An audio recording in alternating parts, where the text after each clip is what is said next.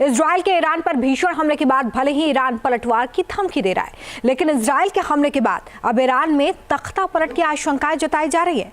खबर है कि ईरान के सुप्रीम लीडर खामेनेई के उत्तराधिकारी को लेकर ईरान में सत्ता संघर्ष की चिंगारी सुलग गई है। पूरी जानकारी इस रिपोर्ट में।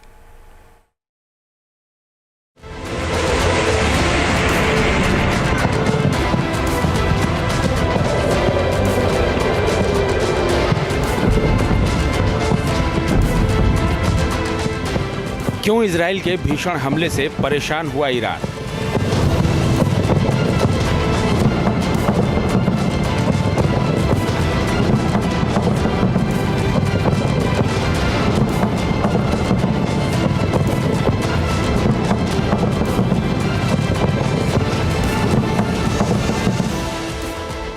क्या ईरान में तख्ता पलट का इजराइल और अमेरिका ने बना लिया है प्लान?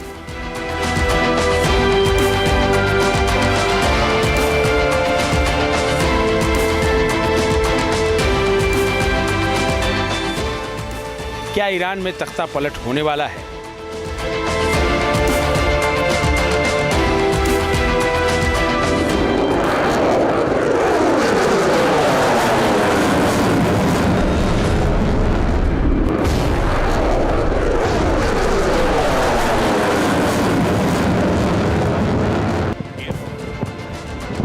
एक अक्टूबर को ईरानी बैलिस्टिक मिसाइलों के हमले का इजराइल ने भीषण बदला लिया है। ईरान के सैन्य ठिकानों को इजराइल के फाइटर जेट्स ने निशाना बनाया है। इजराइल के 100 फाइटर जेट्स ने ऐसी बारूदी बारिश की है कि ईरान दहल गया है। उसके मिसाइल बेस और मिलिट्री ठिकाने निस्तनाबूद हो गए हैं। जानकारी के मुताबिक इजराइल के इस हमले से ईरान बैकफुट पर आ गया है, क्योंकि उसे उम्मीद नहीं थी कि इजराइल इतना सटीक और भीषण हमला करेगा कि उसके डिफेंस सिस्टम भी चकमा खा जाएंगे। ईरान ने हालांकि इजराइल को पलटवार की धमकी दी है, लेकिन फौरन प्रतिक्रिया देने से परहेज किया है और इसकी जो वजह सामने आई है वो बेहद हैरान करने वाली है। न्यूयॉर्क टाइम्स की एक रिपोर्ट के मुताबिक ईरान के सर्वोच्च नेता अली खामेनेई कथित तौर पर गंभीर रूप से बीमार हैं, जिससे ईरान में उत्तराधिकार को लेकर लड़ाई छिड़ गई है। दावा है कि खामेनेई के निधन के बाद उनके दूसरे सबसे बड़े बेटे मुस्तफा खामेनेई के उत्तराधिकारी बनने की संभावना है।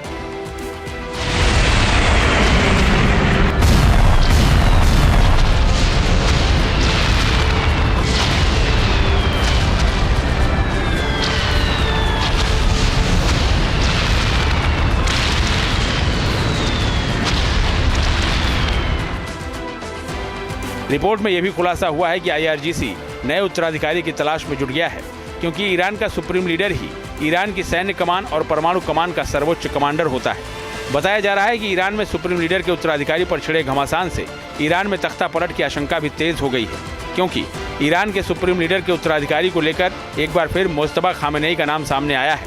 मुस्तफा का नाम उस वक्त भी राष्ट्रपति पद के लिए उठा था जब इब्राहिम रईसी की हेलीकॉप्टर हादसे में मौत हो गई थी, लेकिन तब सुप्रीम लीडर खामेनेई ने हाथ पीछे खींच लिए थे।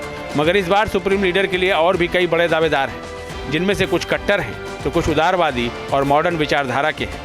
खबर है कि ईरान के लीडर के उत्तराधिकारी को लेकर तैयारी चल रही है और मतभेद भी सामने आ रहे हैं। ईरान के कोम शहर में मौलवी अयातुल्ला को तैयार करते हैं, जो भविष्य में ईरान का सुप्रीम लीडर बन सके। और बताया जा रहा है कि यहाँ कट्टर और उदारवादी सोच वाले मौलवियों में करीब 15 अयातुल्ला सुप्रीम लीडर की चाहत रखते हैं। उनमें प्रमुख माने जा रहे हैं Mustafa Khamenei, Ali Milani, Ali Mohammadi Khorasani, Mustafa Khamenei, Ahmad Khatami, Hassan Khomeini, Javed Alavi बोरोजदी।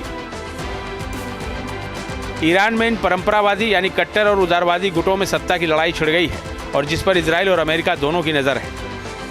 Ayatollah खमानी की उम्र अब 85 साल हो गई है। ऐसी हालत में दुनिया के कई राजनीतिज्ञ ये कयास लगा रहे हैं कि शायद आयतुल्ला खमानी को रिप्लेस करके उनकी जगह और किसी को ईरान का सुप्रीम लीडर बनाया जा सकता है।